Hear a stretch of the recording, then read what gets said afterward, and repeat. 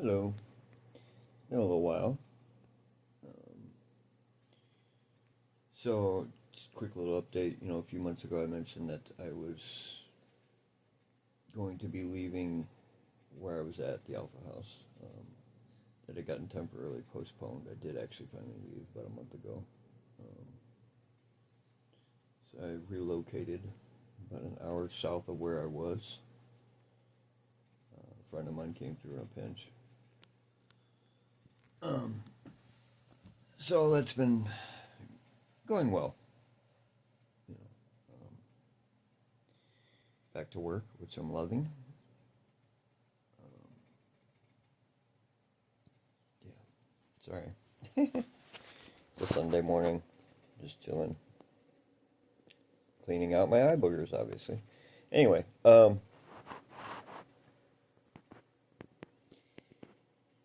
there's a particular subject that has come up in conversations recently with some people I've talked to, and that is reparenting or self-parenting. And it's occurred to me that a lot of people think of this as uh, usually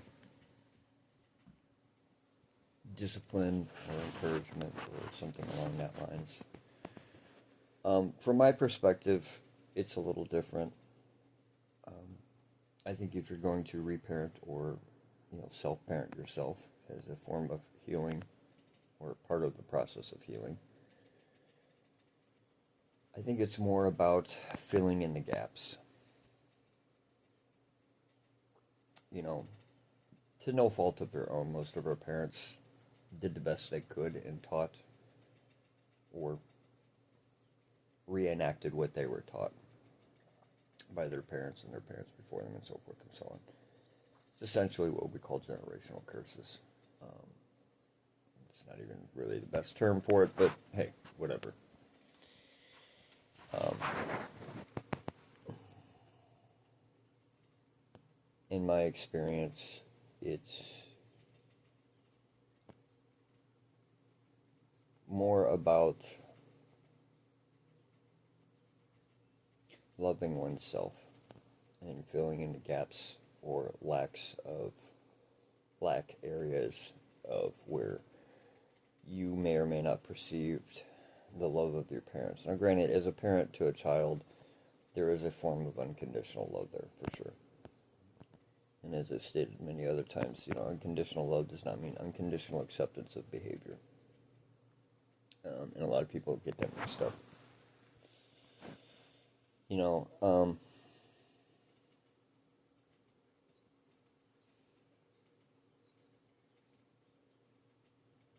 it's hard to see sometimes when you're in it, when you're in moments where things from your past, from your childhood or whatever, trigger and come up.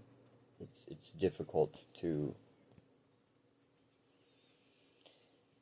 take a step back, observe, disassociate, come at it from a more objective perspective, because you still have resentments and you still have slights and all this other stuff, and it's very buried, it's deep subconscious beliefs. Um,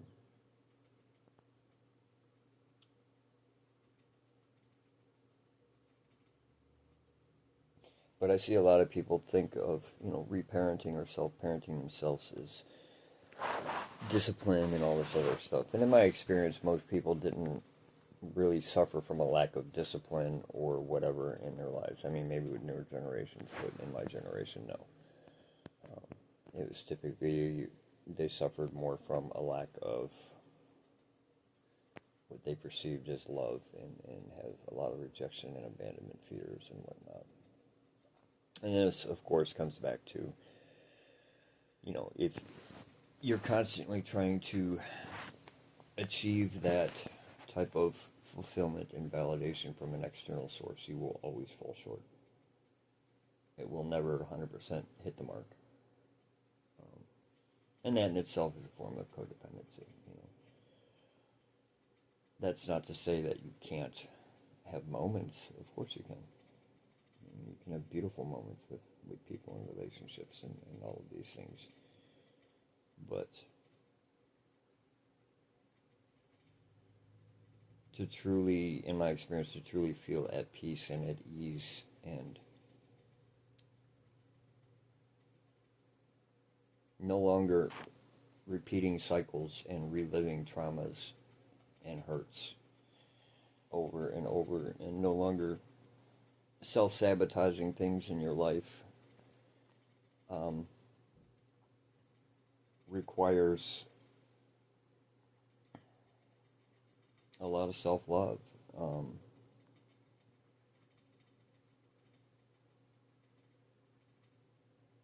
Not feeling guilty,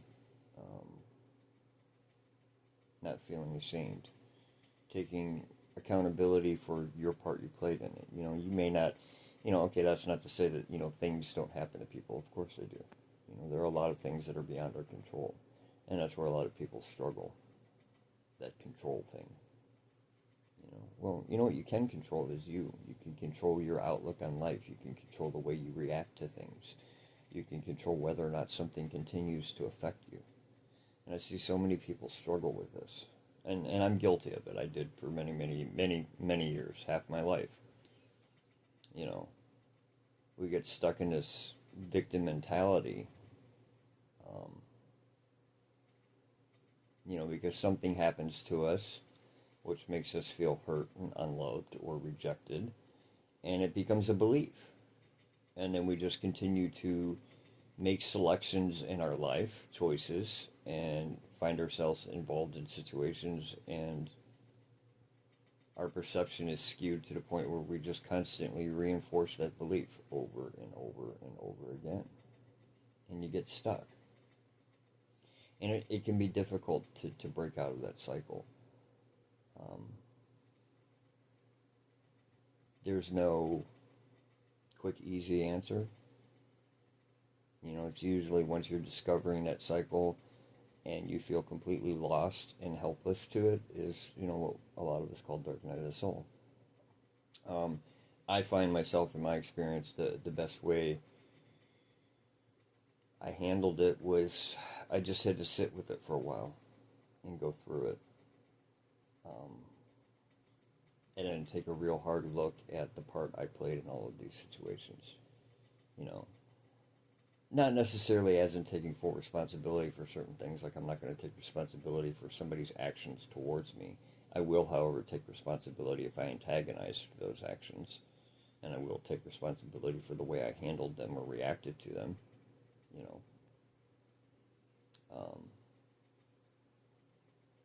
and once you start to see the parts you played in it, it becomes very empowering, because you start to realize, oh, wait a minute, I do have control over me and my reality.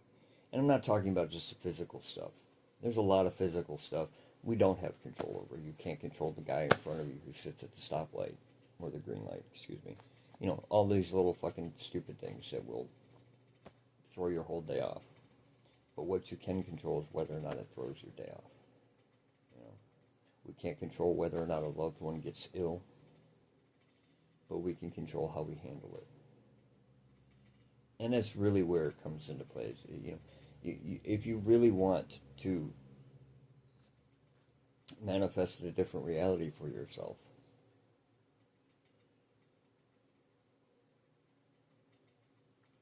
it starts with getting out of survival and reactionary mode. Getting out of that victim mentality.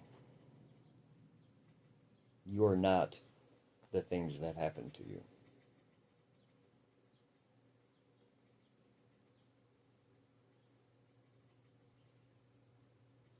And the quicker you can convince yourself of that, the better off you are.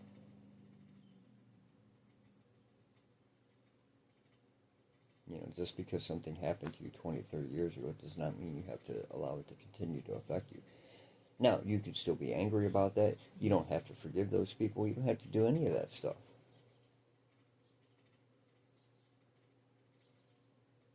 But if you no longer want to be affected by it, you have to make that choice. As difficult as it may seem. Now, the ironic part about that is similar to getting truly deciding to live in sobriety is, cognitively, a lot of us know all of this stuff, but there's a difference between knowing it and walking it. Yeah, sure, knowledge is power, but it doesn't become wisdom until until it's applied with experience. Okay. Um, Making that decision to surrender and stop fighting yourself and the world around you, stop trying to exert your will and your control on everything and everyone around you. Oh, my life would be great if people would just treat me this way. Blah, blah. You know what? Treat yourself that way. Who cares if they treat you that way? You don't need them to treat you that way. That's something you believe. That's something you think. Oh, if everyone respected me and loved me, I'm a good person. No, you are a good person. You just don't believe it. You need those people to validate that belief because you don't believe it in yourself. That's the difference. So once you make that decision to surrender to, as I say many times, giving your power away, which a lot of people misconstrue, if this video gets a rise out of you and you have an emotional reaction and you get offended by it, guess what? I control you. Not because I'm trying to, not because I'm being malicious, and not because I'm trying to manipulate you. No. Because you just gave that to me.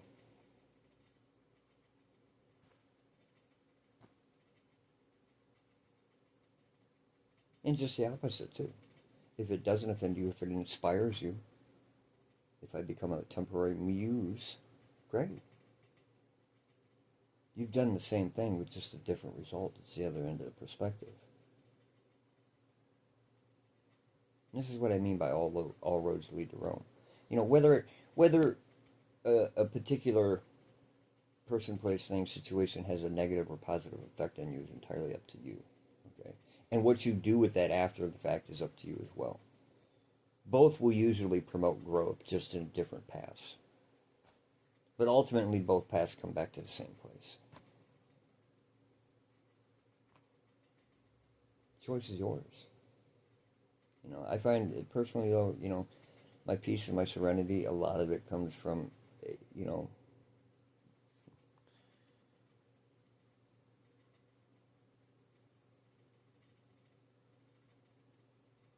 truly embracing who and what I am, unconditionally. For all the good and bad, all my faults, all my character defects, all of it. Because I'm not perfect, believe me. You people see 1% of 1% of who I really am. So trust me when I tell you I'm not perfect. I have my issues. Don't get it twisted.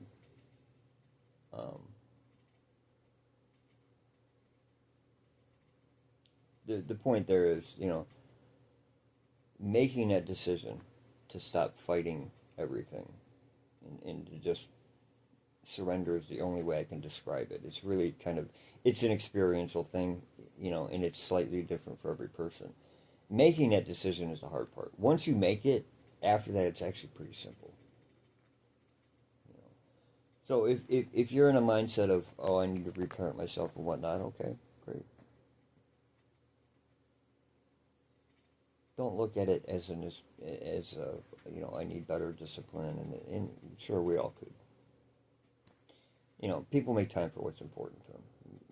That's just a fact of human nature. So start making loving yourself unconditionally what's important to you.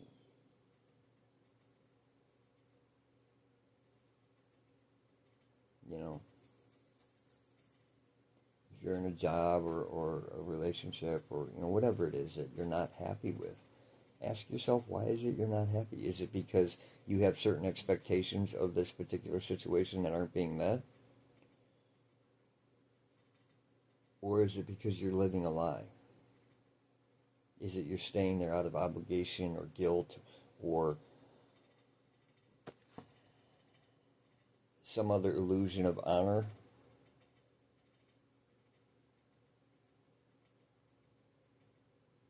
It's very important question. You know, most of us, regardless of the situation, typically fall in love with the potential, not the reality.